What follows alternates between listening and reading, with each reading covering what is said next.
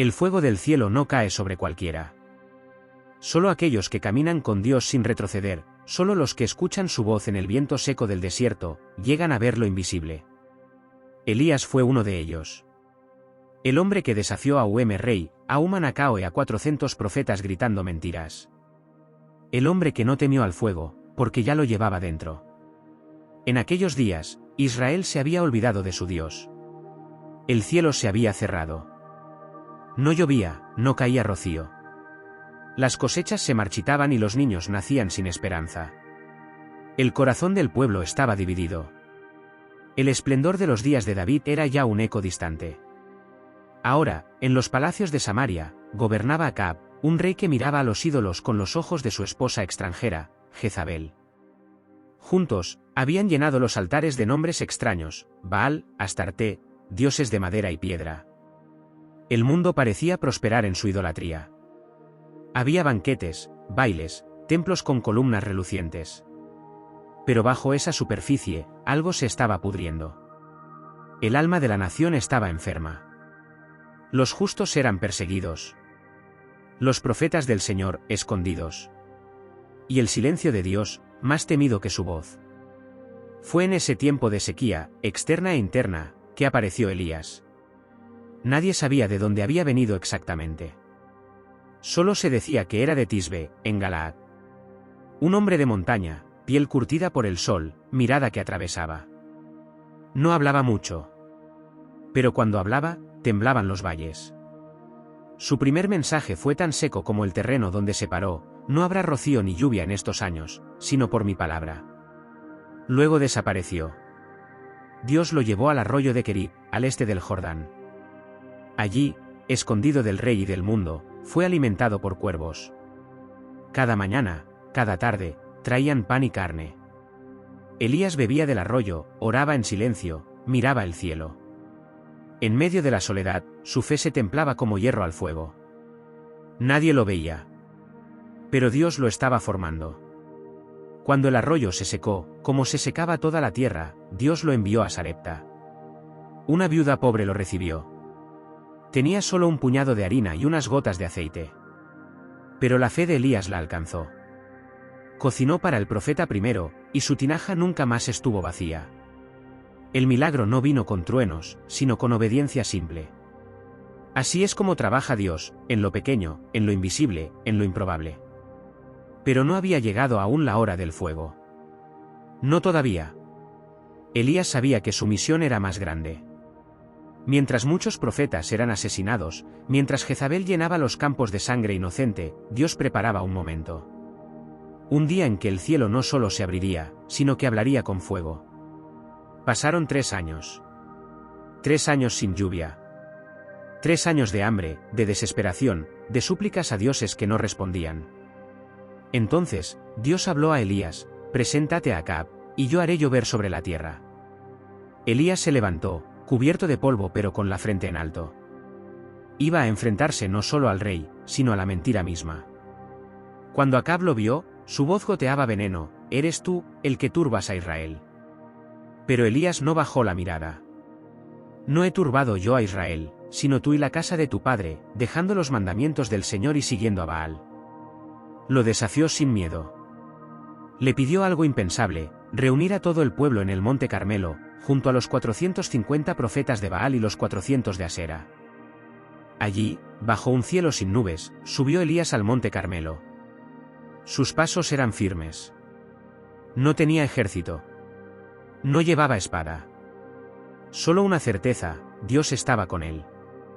Mientras el pueblo lo observaba en silencio, subió a la cima. Sus ojos recorrieron el valle. Los profetas de Baal danzaban, gritaban, se preparaban. Elías solo se paró. Y entonces habló. Su voz era como trueno contenido: ¿hasta cuándo claudicaréis entre 2 pensamientos? Si el Señor es Dios, seguidle, y si Baal, id en pos de él. Pero el pueblo no respondió nada. El silencio fue su respuesta. Elías propuso un desafío. 2 bueyes, 2 altares. El Dios que responda con fuego, ese sea Dios. Los profetas de Baal aceptaron. Gritaron, saltaron, danzaron. Desde la mañana hasta el mediodía, clamaron a su Dios. Baal, respóndenos. Pero no hubo voz, ni nadie que respondiera. Elías los miraba. No con burla, sino con tristeza. A mediodía, incluso les habló con ironía: gritad en alta voz, quizá está meditando, o tiene algún trabajo, o va de camino, tal vez duerme, y hay que despertarlo. Los profetas se cortaban, su sangre goteaba sobre el altar. Pero el cielo seguía mudo. Porque el cielo no responde al ruido, sino a la fe. Cuando llegó la hora del sacrificio de la tarde, Elías se acercó al altar caído del Señor. Lo reconstruyó con 12 piedras, una por cada tribu de Israel. Luego, cavó una zanja, colocó la leña, cortó el buey. Y, para que no quedara duda, mandó empapar todo con agua. 3 veces. El altar quedó empapado, la zanja se llenó. Entonces Elías se acercó. No gritó. No danzó. Solo oró. Una oración corta, pero cargada de cielo: Señor, Dios de Abraham, de Isaac y de Israel, sea hoy manifiesto que tú eres Dios en Israel, y que yo soy tu siervo, y que por mandato tuyo he hecho todas estas cosas. Respóndeme, Señor, respóndeme, para que conozca este pueblo que tú, Señor, eres Dios, y que tú vuelves a ti el corazón de ellos. Y entonces, el cielo respondió. Descendió fuego del cielo. No como relámpago pasajero, sino como una lengua viva, como un rugido divino que envolvió el altar. Consumió la leña empapada, las piedras, el sacrificio, el agua de la zanja. Nada quedó. Solo tierra quemada y ojos abiertos. Nadie respiraba. Nadie se movía. El fuego de Dios no solo había caído sobre el altar, había caído sobre sus corazones. Y el pueblo cayó rostro en tierra. Como si despertaran de un largo sueño.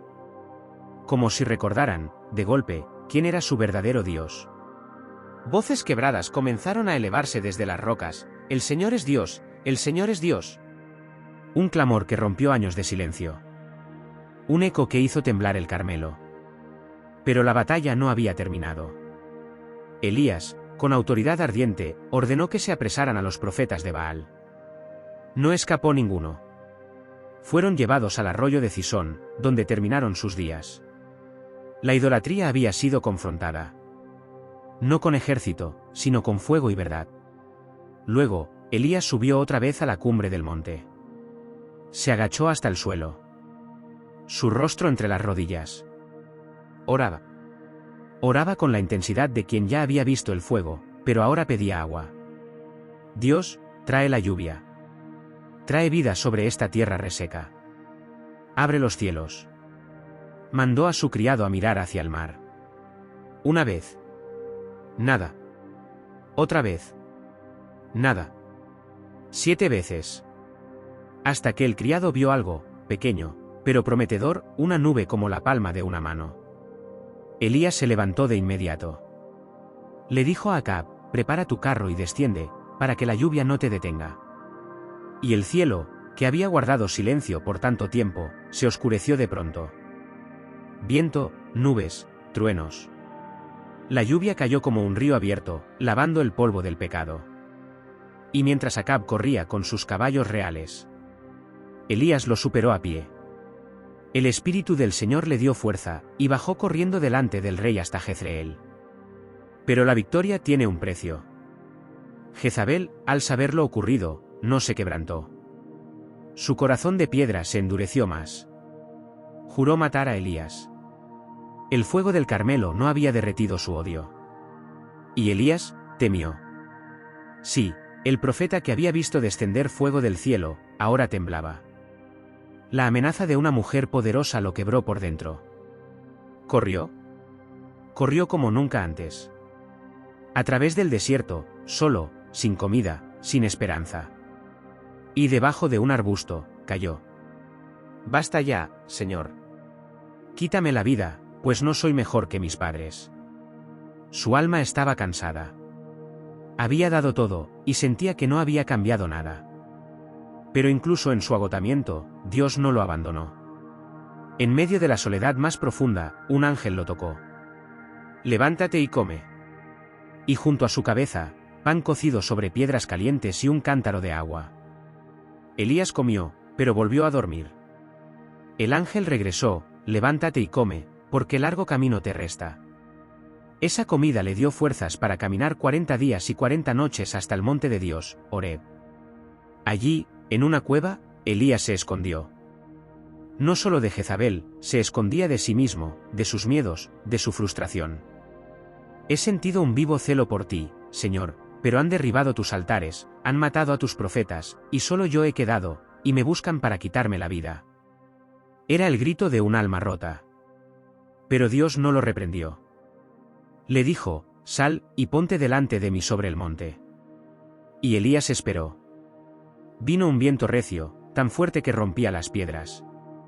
Pero Dios no estaba en el viento. Luego, un terremoto. Pero Dios no estaba en el terremoto. Después, fuego. Pero Dios no estaba en el fuego. Finalmente, un silbo apacible y delicado. Entonces Elías cubrió su rostro con el manto. Porque allí, en la quietud, reconoció la voz que lo había llamado desde el principio. No en el estruendo, sino en la intimidad. En el susurro que toca el alma. Dios le habló con ternura. Le recordó que no estaba solo. Que aún quedaban 7000 en Israel que no se habían doblado ante Baal. Y le dio una nueva misión: ungir reyes, levantar un sucesor, continuar el legado. Elías, el hombre del fuego, volvió a caminar. No por venganza, sino por propósito. A lo lejos, Eliseo trabajaba con bueyes en el campo. No sabía aún que el manto de un profeta iba a caer sobre sus hombros. Pero el fuego ya se preparaba para pasar de una generación a otra. Pasaron los días, y con ellos, pasaron los silencios. Elías, ahora acompañado por Eliseo, no caminaba solo. Pero algo dentro de él sabía que el final se acercaba. No era una muerte común la que lo aguardaba. Era otra clase de despedida. Una que no se escribe con lápidas, sino con fuego. Desde Gilgal hasta Betel, de Betel a Jericó, y de Jericó al Jordán. Elías avanzaba. En cada lugar, los hijos de los profetas advertían a Eliseo: ¿sabes que hoy el Señor llevará a tu maestro por encima de ti? Y Eliseo respondía: sí, lo sé. ¿Qué? No quería soltarlo. No aún. No tan pronto. Elías, por 3 veces, le pidió que se quedara atrás. Pero Eliseo, con determinación inquebrantable, le dijo: vive el Señor, y vive tu alma, que no te dejaré. Caminaron juntos. Como padre e hijo. Como maestro y discípulo. Como dos que sabían que algo santo estaba por acontecer. Llegaron al Jordán. Elías tomó su manto, lo dobló, y golpeó las aguas. Y el río se abrió. No por trueno, ni por tormenta. Sino por obediencia. Por fe. Cruzaron en seco. Allí, solos en la otra orilla, Elías miró a Eliseo: pide lo que quieras que haga por ti, antes que sea quitado de ti. Y Eliseo, sin vacilar, pidió lo imposible: te ruego que una doble porción de tu espíritu sea sobre mí. Elías lo miró con ojos profundos. No era un pedido ligero. Cosa difícil has pedido, dijo. Pero si me vieres cuando fuere quitado de ti, te será concedido. Y entonces sucedió. Del cielo descendió un carro de fuego, con caballos de fuego. No fue un símbolo. No fue un sueño. Fue real. Un torbellino los separó, y Elías fue elevado en medio del fuego, hacia lo alto, hacia el cielo, sin conocer la muerte. No con dolor, sino con gloria. No con lágrimas, sino con asombro. Eliseo gritó con el corazón en llamas: Padre mío, carro de Israel y su gente de a caballo. Pero ya no estaba. Solo el manto cayó. Y con el manto, la responsabilidad. Eliseo lo recogió. Caminó de regreso al Jordán. Golpeó el agua, como había visto hacer a su maestro, y clamó: ¿Dónde está el Señor, el Dios de Elías? Las aguas se abrieron. Y los hijos de los profetas supieron: el espíritu de Elías descansaba ahora sobre Eliseo. Pero Elías no había desaparecido. Su fuego quedó sembrado. No solo en un discípulo, sino en la historia. Se convirtió en símbolo, en heraldo, en promesa. Elías, el profeta que vio el fuego del cielo y no temió, no fue para siempre. Pero su espíritu sería llamado otra vez. Siglos más tarde, en un desierto solitario, un hombre cubierto de piel de camello gritaría con voz fuerte: «Preparad el camino del Señor». Su nombre era Juan. Pero su voz era como la de Elías. Y aún más adelante, en un monte alto, cuando Jesús se transfiguró en luz brillante, Elías apareció al lado de Moisés. Como testigo. Como amigo. Como quien sabía lo que era caminar con Dios hasta desaparecer en su gloria. Elías no fue solo un hombre de fuego. Fue un hombre de silencio. De quebranto. De oración. De fidelidad radical. No buscó aplausos. No vivió para la fama. Vivió para una sola cosa: obedecer la voz que hablaba en el silbo apacible. Hoy, su historia no es solo un recuerdo antiguo. Es un llamado. Un recordatorio de que aún hay fuego en el cielo para los que no temen. De que en medio de un mundo dividido, oscuro y confundido, Dios aún busca profetas que no se vendan, que no se doblen, que caminen con Él aunque nadie más lo haga. Si esta historia tocó tu corazón, no te vayas sin dejar tu me gusta y suscribirte al canal. Tu apoyo ayuda a que más personas escuchen estas palabras. Y si necesitas oración o fortaleza, escribe en los comentarios. Aquí hay una comunidad que ora contigo. Elías no está solo. Su espíritu vive. Y tal vez, te está llamando.